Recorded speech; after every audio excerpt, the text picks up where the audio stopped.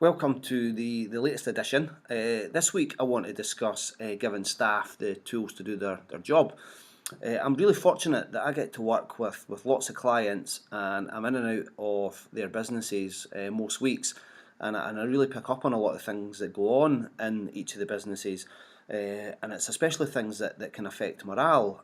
And I rarely hear people complain about not being paid enough to do their jobs, but one of the kind of common phrases that I do hear is, I don't have the tools to do my job.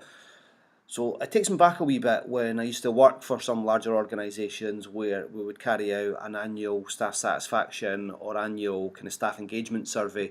And one of the questions always on that was, do you have the right tools to do your job? And it was a question that they got asked, and staff would be asked to kind of answer that accordingly.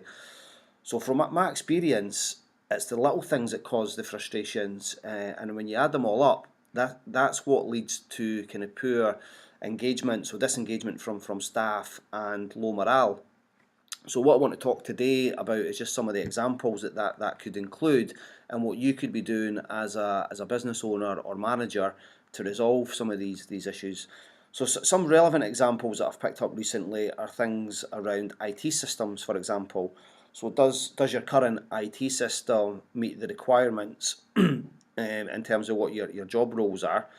And do all your people that need access to the relevant systems have that right access? So so what I mean by that is, are certain staff members having to rely on others to do part of their job, where it might actually be more productive and beneficial for them to actually complete that part on the system themselves? And if so, that's going to cause some frustrations within that staff group. So one of the things that you might need to kind of weigh up is, what would be the cost of providing that IT access, so whether it's kind of license, software, etc. And then kind of just look at the difference in output that could perhaps give you if someone had that kind of full access to enable them to do their job.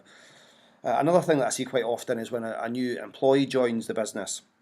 And it's really important that you have them kind of set up on all the relevant IT systems when they start, giving them the tools to do their job, the right equipment, etc. And it's really important because that sets the scene for them as an employee in your business. And if you kind of get that wrong, it's really difficult to kind of repair the damage that may have caused. It's like a lot of things, there's a kind of common phrase that I like: you only get one chance to make a first impression.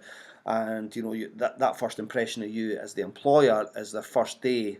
So okay, you've made an impression during the recruitment process, but when they come to join your business, that's their first day as an employee. And if you get that wrong, it's going to take some time, if at all, to repair that.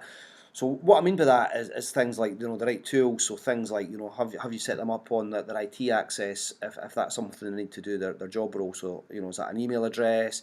Have you given them the right equipment? So things like a laptop, a PC, mobile phone, tablet, etc. Might even be just simple things around their desk. So have they got stationery? Have you got a nice kind of working environment?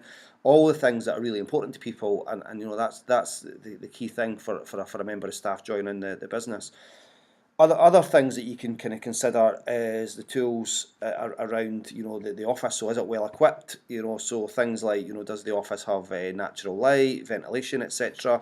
Is your workplace kind of set up to create a positive kind of working environment? And that's something that is really important to me, because we moved office just a couple of months back, and one of the things that I had to look at when considering a new office was something that was kind of bright. It was a good size of office, and something that would really create a productive environment. And I think I've kind of got that, and I've certainly seen the benefit in having that type of office environment now compared to where we were before.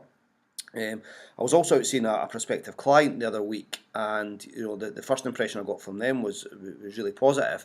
They had really nice modern offices, really good equipment on each of the desks. There was lots of room, so kind of lots of space in the office, a kind of stunning kind of kitchen breakout area where staff would go and have the kind of lunch, do informal meetings, that sort of thing. And there was also a pool table when you came into the office, so not that I saw anybody playing it, but it just kind of set the scene around a really kind of positive kind of working environment. So my first impressions of them were extremely positive, and if I was an employee in that business, then I'm sure it would be a great place to work. But Moving on, so what does it mean to make sure your employees are properly equipped? Well, giving the staff to do, the tools to do their job is more than just about making sure that they have desk space, a telephone line, a computer, etc. It's also about making sure they have the relevant resources to do the job that you require them to do. And it's making sure that all of these resources are good, they're in working order and within easy reach. So it's not all just about equipment. So an example of that might be you might have a sales rep or an outbound sales executive, for example, and yeah, they might have a good desk and a working telephone, but the other resources that they need is things like leads to kind of make their job a little bit easier. So if the leads are so poor that they're spending half their time struggling to kind of find a decision maker and who to speak to, then they're going to become pretty frustrated in that role as well. Now, okay, there is an argument to say that's part of their job, and yeah, whilst I accept that, they don't want to be spending half their time cleansing the data. So it's really important that if you are giving them that type of data, that you're kind of, making sure that it's accurate. So I'm a great believer in putting yourself in your people's shoes. So, are they spending half their time entering wrong data into records, and if so, how would you feel about that? It's also important to remember that resources aren't just what we would class as things. That would also include kind of people, and it's really important to think, in a business, do your colleagues, so your employees, have that kind of support from the rest of the business. So that's not just about the size of the team. So they might kind of say, I can't do my job because I need a bigger team. Yeah, that might be the case, but it might actually just be that internal kind of support. So it doesn't matter how fancy the office gadgets are, you might have the latest equipment.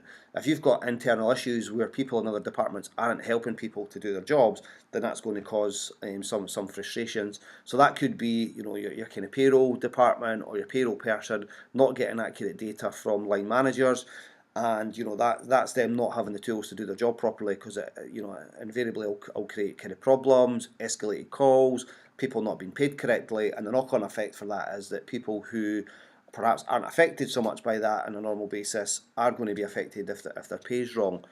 So, what I would kind of suggest is just review the resources that you're providing. So if you feel that you're struggling to motivate your staff, or you feel you're not getting the best out of them, take some time out and stop what you're doing and just try to identify what the kind of key issues are. What are the issues? What's making people kind of feel demotivated, and why are you not getting the best out of them? Now, you don't need to carry out an annual staff survey to do that. You don't even need to employ the services or engage the services of an HR consultant, although we'd be happy to help. It's not something you necessarily need to do for this type of problem. The best way to approach it is just ask your staff. Have a conversation. Don't be afraid to ask.